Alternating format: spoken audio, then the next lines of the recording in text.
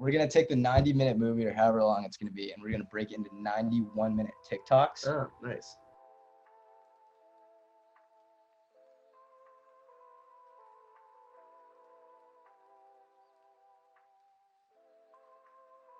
Nathan and I were very bored in our houses, not making anything. Felt like we needed to get out, and this idea arose of going out doing a low-budget film, a feature film, acting in it, like keeping the crew as small as possible. And eventually that kind of snowballed into taking a road trip, and on the road trip, shooting a feature each day of the trip. And we kind of structured around that. And that was kind of where the idea started, was like a road trip. And eventually the plot kind of was built around the idea of the road trip.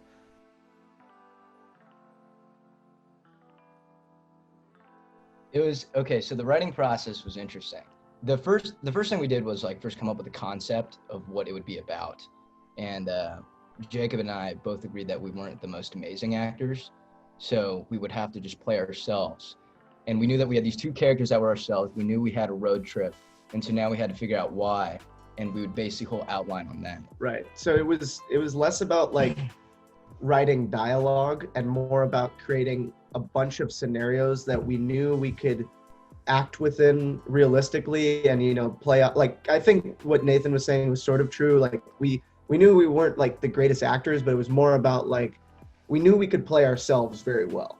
And so that's kind of what we aimed for, was like putting ourselves in scenarios and a plot that would, make that situation the most effective.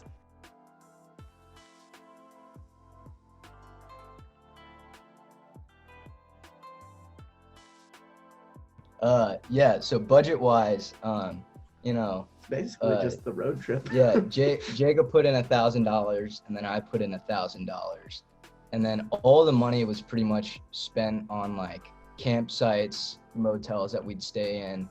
Rice and beans were a staple in the Chasing Sundance experience. It also definitely helped that we only had 4 crew members, which included Nathan and I. So, in terms of feeding everyone, it wasn't like we had a huge group to look after. It was just keeping it small and keeping it simple. Just the two of us, 2 of our other roommates, Chris Baker and Owen Markham. Shout out to them. God bless their souls. Yeah, they're amazing. We literally would not have been possible without the two of us. It was equipment that we had, and everyone had like 6 jobs.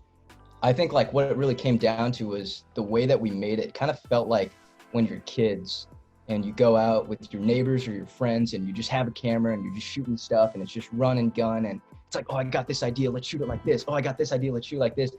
It felt like that. It reminded me a lot of, like, I remember saying to you during the shooting, this reminds me of high school, which is like kind of like a weird thing because high school typically is like reminiscent of like not as quality films, but it was reminiscent in the way that it was like fun, Overall, it was just a really fun process. Yeah.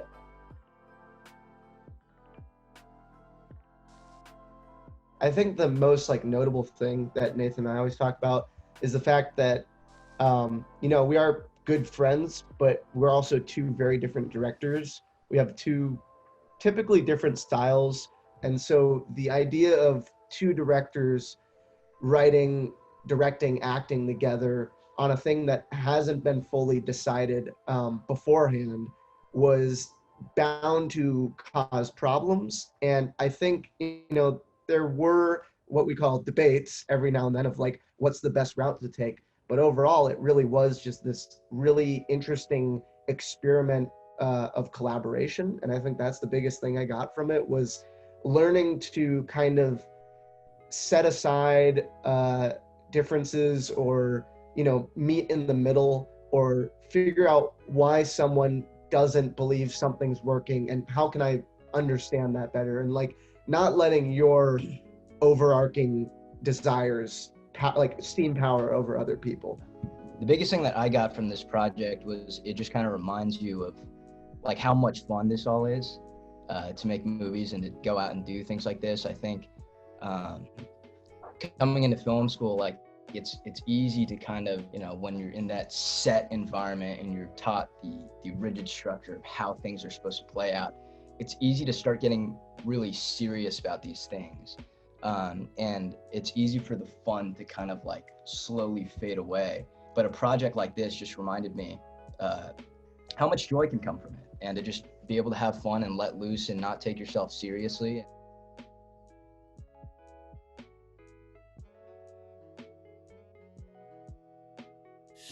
Right now, I think this is the future, because I don't think either of us have seriously been through like a rigorous festival circuit yet. And so this is the real question of like, how far can this go? What festivals can it get into? What sort of market can we get into? So, I mean, that's like the next year for us of figuring that out. Yeah, we're hoping to have like a picture locked by the end of the year, and like score, sound, color, or like just like final movie done by the end of spring next year. So hopefully by summer. And depending on if the coronavirus decides to chill, we'll probably rent a theater and do a little screening for like friends and family. It is all going to be quite the experiment in terms of what we end up doing with the film. So I think that's why it's going to take most of this next year, because it's really just going to be about like testing the waters, I suppose.